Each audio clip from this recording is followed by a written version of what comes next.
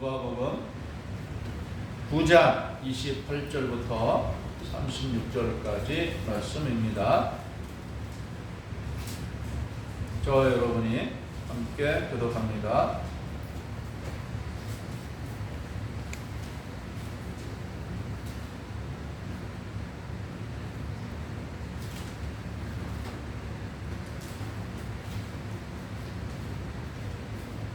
이 말씀을 하신 후 8일쯤 되어 예수께서 베드로와 요한과 야고보를 데리고 기도하시러 산에 올라가사 예수와 제자의 용모가 변화되고 진리로도 방주가 나더라.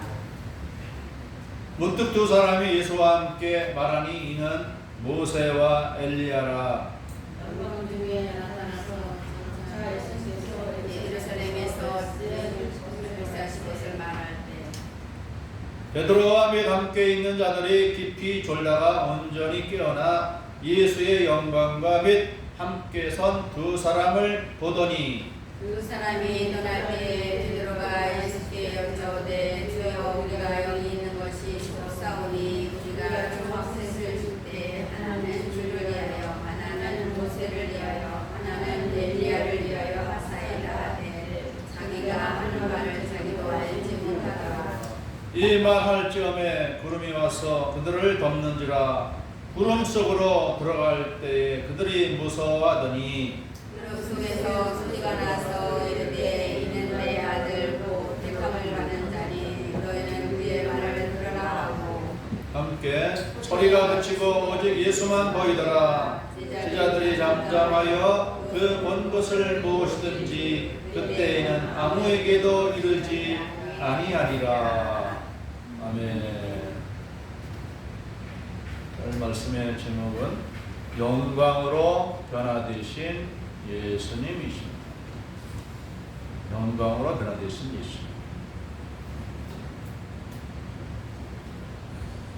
오늘 말씀의 28절 처음에 이 말씀을 하신 후 8일쯤 되어 그래서요.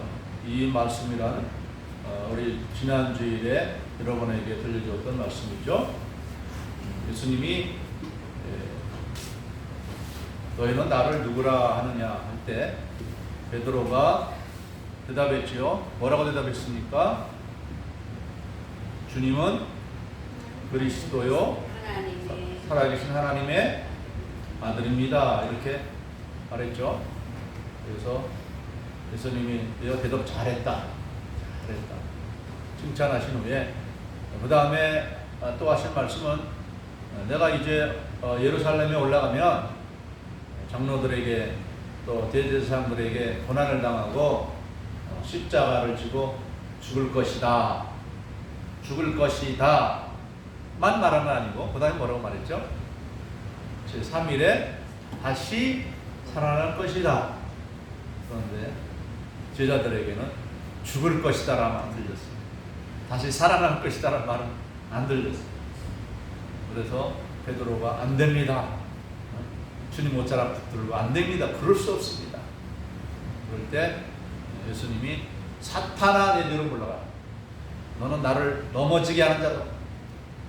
그러면서 누구든지 나를 따르려면 자기의 십자가를 지고 나를 따라야 된다. 이렇게 말씀했죠. 이 말씀을 하시고 8일쯤 후에 마태복음과 마가복음에서는 엿새 후에 있어요. 엿새 후에. 왜 이렇게 다를까요? 우리가 성경을 볼 때 그래서 네 복음서를 같이 이렇게 보잖아요.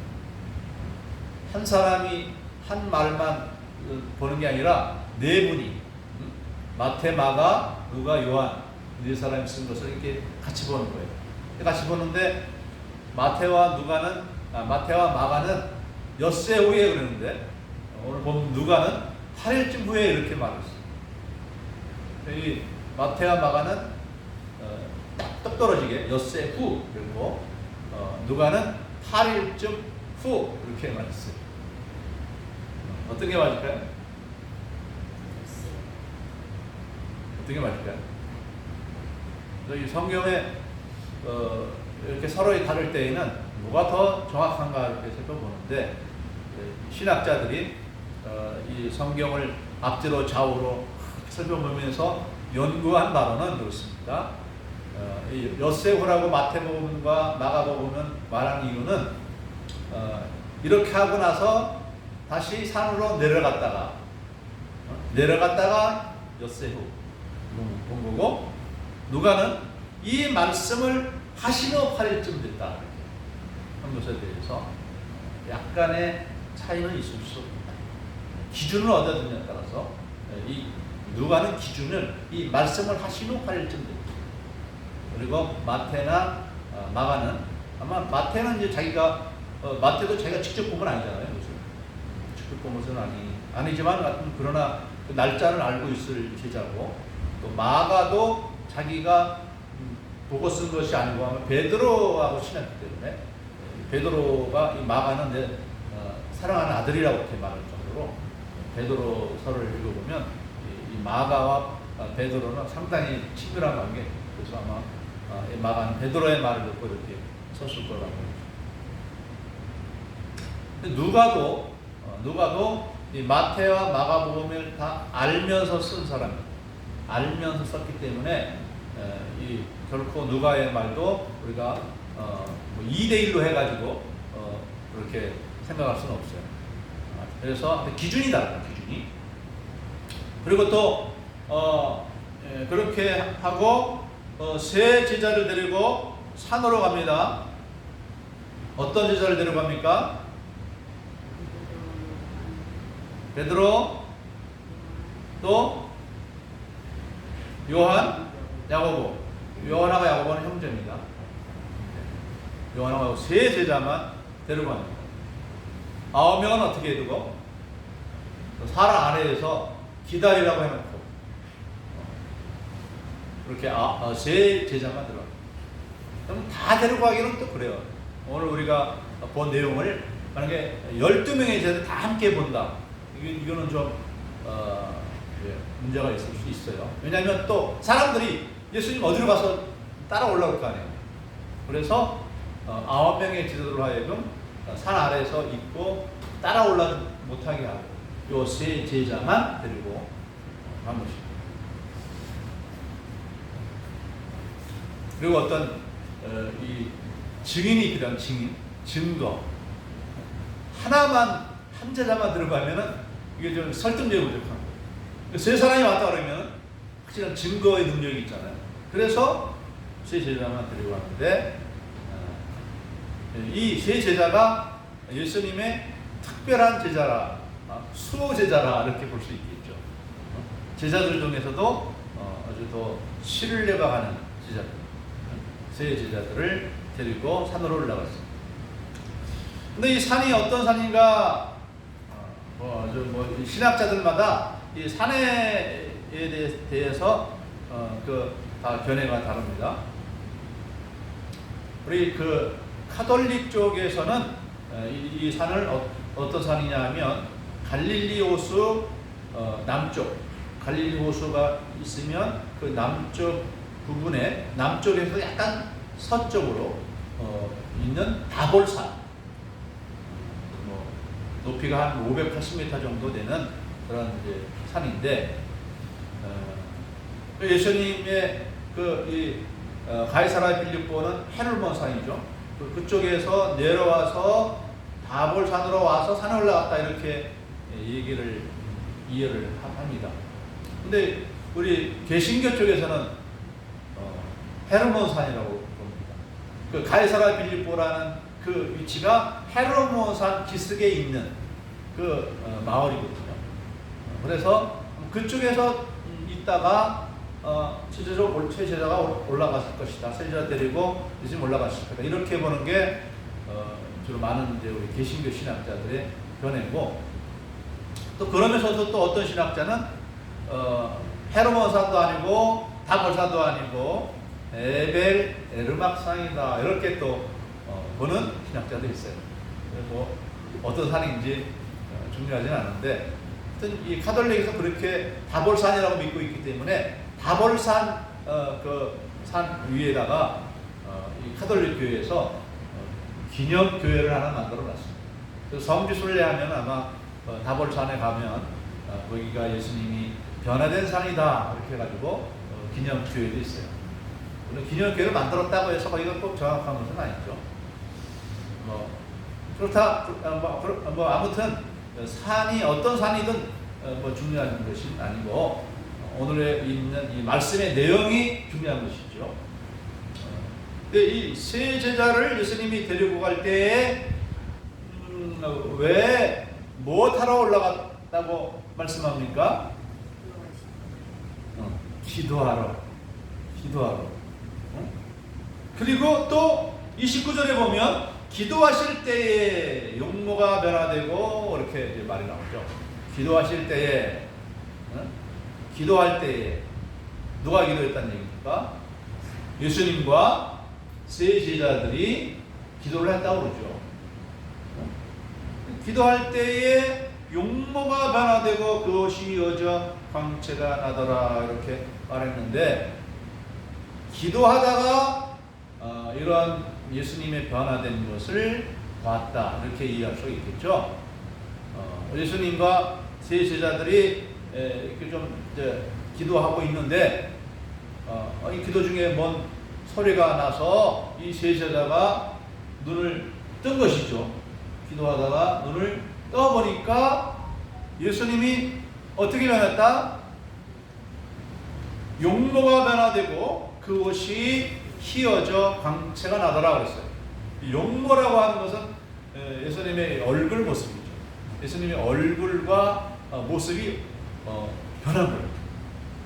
그 얼굴의 모습이 예전의 모습과 좀 다르게 광채가 난 그러한 모습으로 변화되고, 옷도 휘어져 광채가 나더라 이렇게 말합니다. 이것에 대해서 마가복음 9장 3절에서는 이렇게 표현합니다. 그 옷이 광채가 나며 세상에서 빨래하는 자가 그렇게 희게 할 수 없을 만큼 매우 휘어졌더라. 그러나 아마도 이런 표현은 베드로의 말을 들었던 것 같아요. 마가가 베드로의 말을 듣고 예수님이 옷이 얼마나 옷에서 광채가 나는지 세상에서 어떤 세탁 제재를 사용해도 그렇게 희게 할 수가 없을 것이라고 그렇게 표현을 했어요. 그런데 그 자리에는 예수님만 있는 게 아니라 또 두 분이 나타납니다. 30절에 보니까 문득 두 사람이, 문득이라는 말은 뭐예요? 그럴까요? 다른 말로 말하면 갑자기 두 사람이 나타나요. 누굽니까? 모세와 엘리야가 예수님 앞에 나타난 거예요.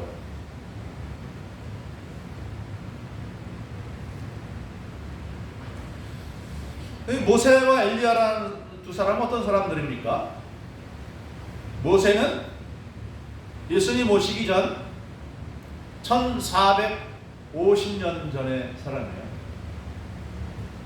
이집트에서 바로에게 종살이하던 자기 민족 남자만 60만 명, 어른 아이 여자 포함하면 약 200만 명 가량 되는 그 많은 그 이스라엘 백성들을 이끌고 이집트에서 탈출해서 홍해 바다를 가르고 건너서 시내산에 와서 십계명 돌판을 받고 또 하나님이 율법을 받았죠. 그래서 제사는 어떻게 해야 되고 일반 백성들은 어떻게 살아야 되고 하나님 어떻게 섬겨야 되고 하는지에 대해서 율법을 계시받은, 그래서 이스라엘 백성들에게 그것을 다 이 모세오경이라고 그러죠. 창세기, 레위기, 민수기, 신명기 하나 빠졌네요. 창세기, 출애굽기, 레위기, 민수기, 신명기 이 5권을 모세가 써서 이스라엘 백성들에게 넘겨주고, 이것이 구약 이스라엘을 형성했고, 이 하나님 신앙을 아브라함과 이삭과 야곱에게 있는 하나님 신앙이 민족 신앙이 됐고, 이 민족 신앙이 예수님 때까지 보존되게 한 그런 민족이 된 것이죠. 그것을 이룰 때 가장 중요한 역할을 했던 모세, 위대한 선지자죠.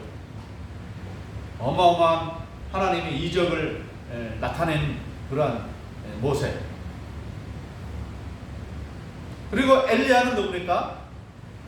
엘리야는 이스라엘이 우리 솔로몬이 나라를 잘 통치하지 못해서 하나님이 이스라엘 나라를 뚝 잘랐어요. 반으로 뚝 잘랐어요. 북쪽에는 여로보암이 다스리는 북이스라엘, 남쪽에는 르호보암이 통치하는 남쪽 유다, 이렇게 남북을 알렸어요. 우리나라가 남북을 알려진 것처럼 남북을 알렸어요.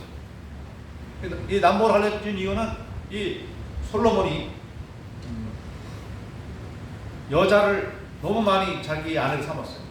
주변에 있는 이웃 나라들을 정략결혼이라는 명목하에 너무나 많은 여자를 데리고 왔는데 그 여자들이 근데 그때에 그 국가 간의 그런 정략결혼을 할 때 예의가 뭐냐면 그 공주를 데리고 올 때에 그 공주가 섬기는 신전을 만들어주는 거예요. 그래 하나만 데리고 온 게 아니라 수도시 오다 보니까 그 공주들을 위해서 신전을 만들어주다 보니까 당연히 우상 신전이 된 거예요. 그래서 하나님이 이 솔로몬에게 진노해서 여러 번 경고를 했음에도 불구하고 그것이 고쳐지질 않고 해서 결국 나라가 둘러 나눠졌는데 이제 이 나중에 여로보암이 아닌 다른 이제 자손의 이 왕이 세워졌는데 그 왕이 바로 아합이라는 왕인데 그 자기의 아내를 어디서 데려갔냐면 시돈이라는 나라에 있는 그 딸 시돈의 왕, 시돈 왕의 그 공주를 데리고 왔는데 이 시돈이라는 나라는 바알을 섬기는 나라예요. 근데 자기만 바알을 섬기면 괜찮은데 이 여자는 이스라엘을 바알 섬기는 나라로 바꿔놓으려고 한 거예요. 그래서 하나님을 섬기는 사람들을 다 하나님의 선지자들을 다 죽이고 그때 유일하게 살아남은 선지자가 바로 엘리야였어요. 근데 이 엘리야가 도전을 한 것이죠. 아합 왕에게 이제 당신과 이스라엘이 북이스라엘이 하나님을 섬길지 바알 섬길지 선택을 하라. 결단을 내려라. 그리고 나서는 어떤 대결을 했습니까? 각자의 제단을 쌓아놓고 자기가 믿는 하나님, 자기가 믿는 신, 엘리야는 여호와 하나님의 이름을 부르고 또 바알의 선지자들은 바신을 부르죠. 그럴 때에 그 응답이 이루어져서 하늘에 불이 떨어져 그 재물을 태우는 그 신이 참 신이다. 이렇게 대결했는데 누가 이겼습니까? 엘리야가 이겼죠. 바알 신 섬기는 사람 450명이 뭐 그냥 막 주문을 외우고 막 난리를 쳐도 하늘에서 불이 떨어지지 않습니다. 왜? 바알은 참신이 아니기 때문에. 그런데 엘리야는 그 제단을 쌓아놓고 제물을 올리고 그리고 제물 올릴 때 이제 장작을 늘어놓고 위에 올리는 것이죠. 그래서 장작 위에 사람이 불을 피우는 건데 하늘에서 불이 떨어지도록 하는데 이 엘리야는 거기에 물을 잔뜩 부어놓은 거예요. 장작에 물이 먹으면 잘 탑니까? 안 탑니까? 잘 안 타잖아요. 그런데 엘리야가 하나님께 기도할 때 불이 내려와서 장작을 태우고 장작 위에 있는 이 재물을 다 태워버린 거예요. 그제서야 비로소 이 아합 왕과 또 이스라엘 온 백성들이 온 신하들이 여호와 하나님만 참신한 것을 알게 됐죠. 그리고 그날에 이 엘리야는 이 450명의 바알의 이 제사장들을 다 죽이도록 했습니다. 그래서 이제는 다시 북이스라엘이 하나님을 섬기는 나라가 됩니다. 이 일을 마치고 나중에 이 엘리야는 어떻게 생애를 마감했습니까? 네, 죽음을 보지 않고 하늘 병거에 의해서 병거 타고 하늘로 올라왔어요. 대단한 사람이에요. 그래서 여기 온 엘리야는 어떤 엘리야입니까? 육체를 가지고 온 엘리야. 아마 예수님의 부활을 암시하는 그런 의미에서 엘리야를 부르지 않았을까 싶어요. 그리고 모세는 어떻습니까? 모세는 승천했다는 말은 없어요. 그런데 모세를 장사 지내고 무덤을 만들었는데 그 무덤이 어디인지 아는 사람이 아무도 없더라. 그렇게 기록되어 있습니다. 그래서 죽었는데 무덤이 진짜 어디 있는지 모르는 건지 아니면은 하나님이 데려가시고는 무덤이 어디에 있는지 모른다고 하는 것인지 그건 잘 모르겠어요. 아무튼 이 모세나 엘리야나 하나님의 위대한 선지자인데 이들이 예수님 앞에 나타났다는 것은 무엇입니까? 예수님이 이들을 호출했다는 얘기죠. 이리 오너라. 그래서 하늘에 있는 사람들이 예수님을 보러 온 거예요. 그래서 지금 이 세 분이 다 영광스러운 모습을 하고 있는 것입니다. 예수님도 몸에서 광채가 나지만 이 두 사람이 31절에 보면 영광 중에 나타나서 그랬어요. 영광 중에 나타나서. 이 세 사람이 영광 중에 있는 것입니다. 근데 이 두 사람이 모세인지 엘리야인지 어떻게 알겠어요? 아마 서로 말하는 대화의 이 내용에서 모세, 엘리야, 예수님 호칭을 하니까 알았겠죠? 이 제자들이.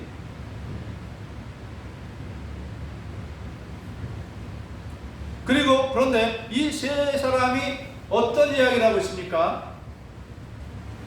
31절에 장차 예수께서 예루살렘에서 별세하실 것을 말했다. 별세할 것.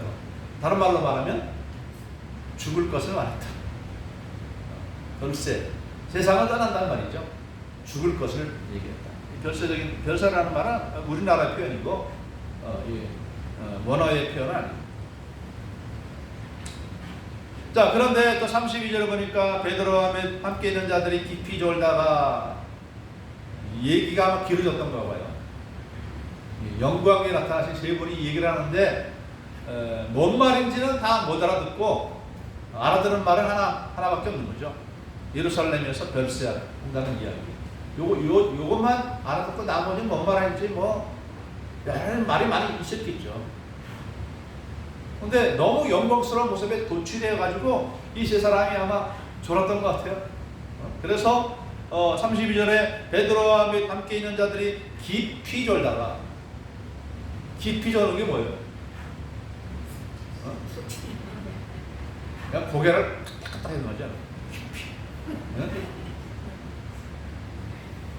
예배 드릴 때 깊이 졸면 어떻게 되죠? 뭔 말인지 목사가 무슨 설교했는지 그러나 이제 제목은 생각날 거 아니에요. 제목은 그 정도죠. 저희 제자들이 지금 콕콕 졸다가 그냥 막 졸다가 예수님이 예루살렘에서 죽으신다는 말만 기억이 나는 거예요. 어떤 목사님은 그래요. 졸면 안 된다. 예배 시간 졸면 안 된다. 이게 베드로와 세제자가 예수님이 하신 말들이 베드로와 이 요한과 야고보가 예수님이 모세와 엘리야 한 말이 많을 텐데 하나 못 알아듣고 성경 기록을 못했다고 막 책망하는 그런 목사님이 있어요. 저는 그렇게까지 우리가 할 수 있는 주제는 아니고 목사가 그런 거 가지고 왜 졸았는지 왜 졸았냐고 그렇게 할 수 있어요. 졸리니까 저랬겠지. 피곤하니까 저랬겠지. 졸다가 깨어나 예수님의 영광과 및 함께 선 두 사람을 보더니 두 사람이 떠날 때에 두 사람이 이제 떠나려고 하는 그런 상황이 있죠. 아마 인사를 했는가 봐요. 모세와 엘리야가 주님 우리는 이만 가보겠습니다. 이렇게 하는 거군요. 그때 그 모습을 보던 베드로가 예수님께 말합니다. 뭐라고 말합니까? 33절에 33절 우리 함께 읽어볼까요? 뭐라고 말했는지 33절 시작. 두 사람이 떠날 때에 베드로가 예수께 여짜오되 주여 우리가 여기 있는 것이 좋사오니 우리가 초막 셋을 짓 때 하나는 주를 위하여 하나는 모세를 위하여 하나는 엘리야를 위하여 하사이다 하되 자기가 하는 말을 자기도 알지 못하더라. 이 두 분이 모세와 엘리야가 어디 사람이에요? 하늘 사람이잖아요. 세상 사람이 아니잖아요. 그런데 초막을 져서 어떻게 하라고? 초막이란 말 그대로 천막이 아니고 나무로 이렇게 얼기설기 만들어 놓은 텐트를 말하죠. 나무로 만들어 놓은 텐트.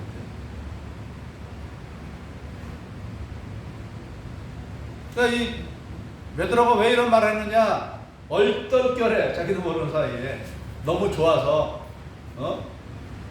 초막셋을 만들어 놓고 자기들은 어떻게 하겠다고? 주님과 모세와 베드로와 함께 먹고 마시고 놀겠다는 얘기 아니에요? 하여튼 이상한 말을 한 거예요. 자기도 왜 그렇게 말했는지 모르겠다고 이렇게 기록이 됐습니다. 근데 이 말할 때쯤에 구름이 와서 그들을 덮더라. 구름이 와서 덮으니까 이게 앞에 안 보이죠? 예수님이 어디 갔는지 또 모세와 엘리야가 어디 갔는지 아마 구름이 덮을 때에 모세와 엘리야는 구름 속으로 사라져 버린 것 같아요.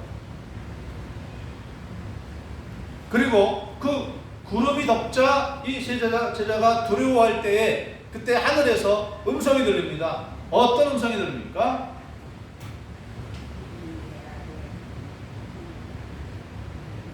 35절에 있죠? 35절에 함께 읽어볼까? 35절 말씀 시작. 구름 속에서 소리가 나서 이르되 이는 나의 아들 곧 택함을 받은 자니 너희는 그의 말을 들으라. 자, 이 놀라운 광경의 그 모습이 뭡니까? 이걸 우리가 어떻게 이해를 해야 되겠죠?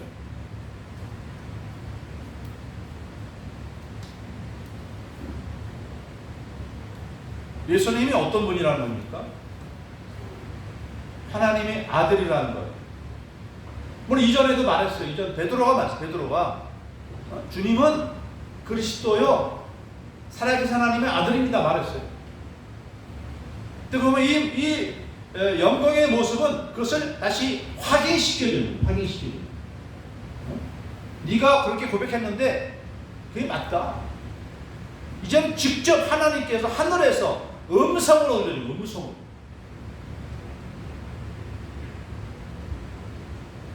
예수님은 결코 마리아의 아들로 태어났지만은 사람의 아들만은 아니다. 사람의 아들이면서 또한 하나님의 아들이다. 사람이면서 하나님이다. 신이요 인간이라니까.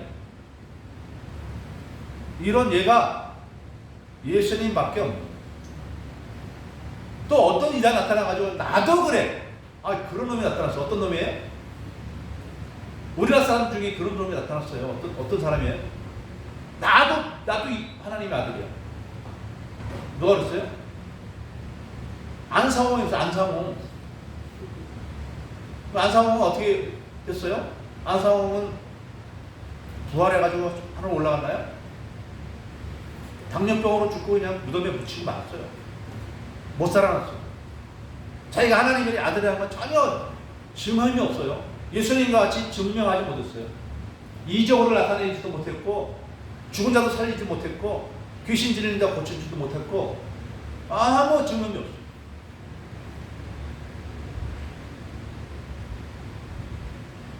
이게 거짓말하는 겁니까? 베드로가 거짓말하는 겁니까?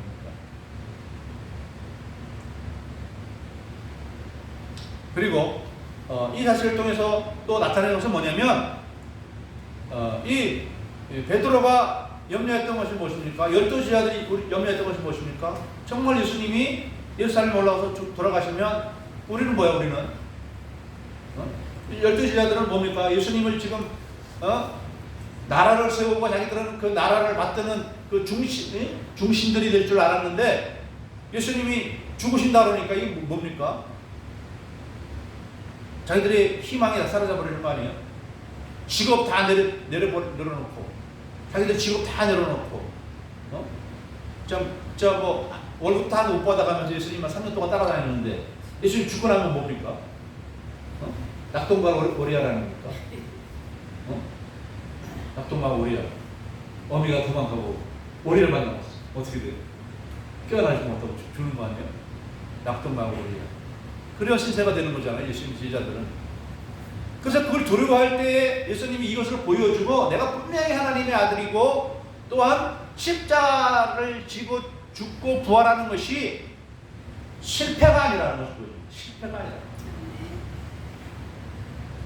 그래서 적어도 세 제자만큼은 다른 9 제자들은 마음이 흔들려서 동요될지 몰라도 세 제자들만큼은 비록 예수님이 십자가에 죽으시고 이 절망에 빠질 때에 이 제자들만큼은 흔들리지 말 것을 이 제자들에게 이렇게 보여주신 것이라고 여겨집니다.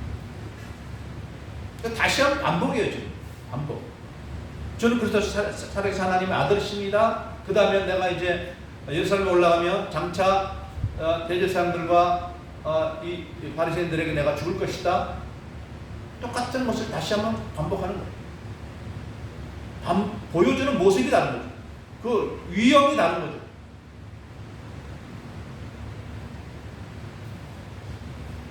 예수님의 십자가는 그러면 왜 그것이 지혜가 됩니까? 십자가가 왜 지혜가 됩니까? 능력의 하나님이신 예수님이 왜 능력으로 세상을 변화시키지 않고 왜 십자가로 세상을 변화시키려고 그러는 것이죠? 능력으로 사람이 변화됩니까? 능력으로. 하나님이 세상을 변화시키려고 능력을 행했던 것이 어떤 첫 번째 능력이 어떤 능력입니까? 노아 때 홍수로 세상을 다 쓸어버린 거예요. 다 죽여버린 거예요. 하나님을 안 믿는 사람들 다 죽여버린 거예요. 하나님을 믿는 노아와 그 가족만 살려두시고 나 다 죽여버렸어요. 그렇다고 세상이 변해졌어요? 그럼 노아와 노아의 그 가족 세 자녀들은 다 자손 내도록 이제 하나님을 잘 믿어야 될 거 아니에요. 우리도 다 노아의 후손들 아닙니까? 그러다 하나님 또 떠나.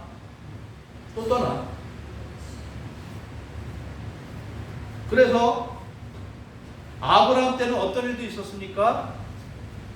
악을 행하고 죄를 범하는 소돔과 고모라 땅에 유황불을 내려가지고 다 타죽게 만들었어요.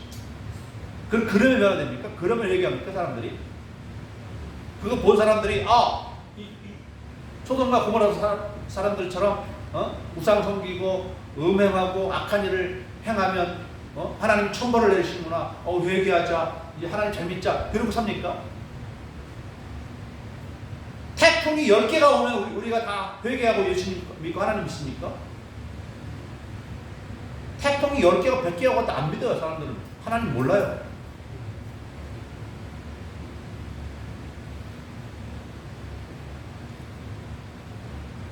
강제로 하는 것은 잠시만 효과가 있을 뿐이에요. 잠시만. 하나님은 사랑의 하나님이시고 우리 인간에게 하나님은 자유의지를 줬어요. 로봇가 아닌 자유의지를 줬어요.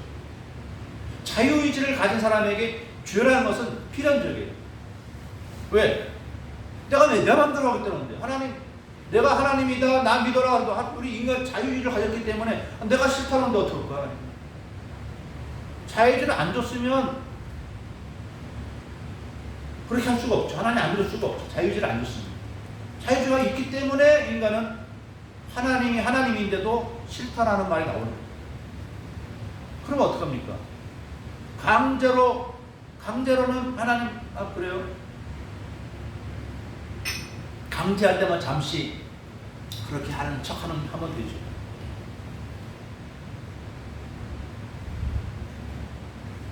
하나님을 복종하게 할 수 있죠. 그러나 공경하게는 못합니다. 하나님이 언제까지나 사람들 하나하나 살펴보면서 간섭하고 너 이러지 마라 저러지 마라 이렇게 우리 인간을 지도하겠습니까? 그건 자유가 없는 것이죠. 하나님의 영광의 나라는 그런 나라가 아니다. 하나님을 경외하면서도 하나님의 이 계명을 따라서 서로 사랑하고 살아갈 수 있는 나라를 만들려면 어떻게 되겠습니까? 십자가로 말미암아 만드는 거죠. 십자가로 말미암아 우리 인생들로 하여금 하나님을 공경하면서 그러면서 어떻게 해요? 자기 자유의지를 가지고 억지로 하나님을 섬기는 게 아니라 자발적으로 하나님을 섬기면서 자기 십자가를 지고 따른다는 것은 무슨 말입니까? 우리 이웃을 복종시켜서 막 불복을 해서 너 내 말에 순종해, 날 사랑해, 날 도와줘 이렇게 살아가는 나라가 아니라 서로의 잘못을 용서하면서. 그래서 예수님이 새로운 계명을 주셨죠. 어떤 계명을 주셨습니까? 내가 너희를 사랑한 것 같이 너희도 서로 사랑하라. 그 사랑이 어떤 사랑입니까? 자기 십자가를 지고 나를 따르라. 자기 십자가를 지고 나를 따르라. 자기를 부인하고 교만하지 않고. 예수님의 십자가는 어떤 십자가입니까? 우리의 죄를 자신이 대신 지는 거 아니에요. 우리가 지금 가는 십자가는 어떤 십자가입니까?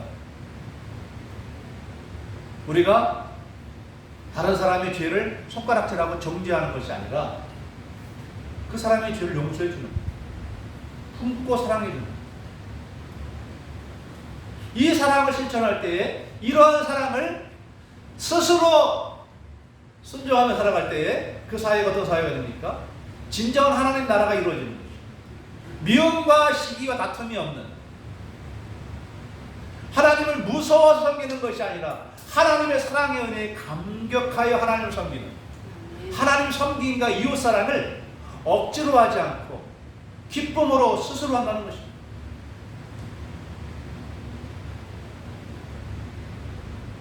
그래서 십자가는 미련한 것이 아니라 지혜로운 것입니다. 사람들이 볼 때는 왜 예수님이 십자가를 지셨는가 이해가 되지 않지만 이것이 구원하는 하나님의 능력이 된다는 것입니다. 그래서 고린도전서 1장 18절 말씀에 십자가의 도가 멸망하는 자들에게는 미련한 것이요 구원을 받는 우리에게는 하나님의 능력이라 그랬습니다. 이 십자가가 교만하고 악한 자들에게는 미련한 것이 되지만 구원을 받는 우리에게는 하나님의 지혜요 능력인 것입니다. 총으로 상대방을 빵 쏴 죽이면 내가 이긴 겁니까? 칼로 내가 사람을 툭 찔러 죽이면 내가 이긴 겁니까? 이긴 게 아니라 자기 무덤을 파는 거죠. 그 죄악의 징벌을 받는 거죠. 그게 자유입니까? 그게 행복을 위한 참 자유입니까? 우리 인간 죄 졌다고 해서 다 멸망시켜놓고 나면 하나님 나라가 어떻게 이루어져요? 우리 인간을 살리시는 것이 우리 하나님이잖아요. 죽이지 않고 살리시는 것이. 살리는데 그 죄를 안 짓게 살려놓으려면 어떻게 됩니까? 그래서 예수님이 대신 십자가를 지신 거예요.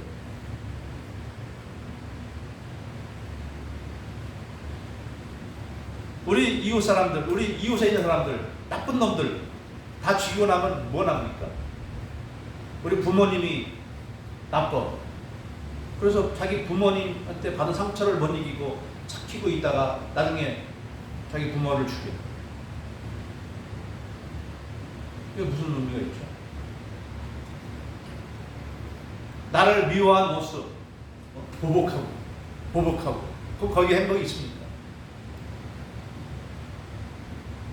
그래서 우리 하나님이 우리에게 말할 수 없는 사랑의 빛을 우리에게 넘겨주신 거예요.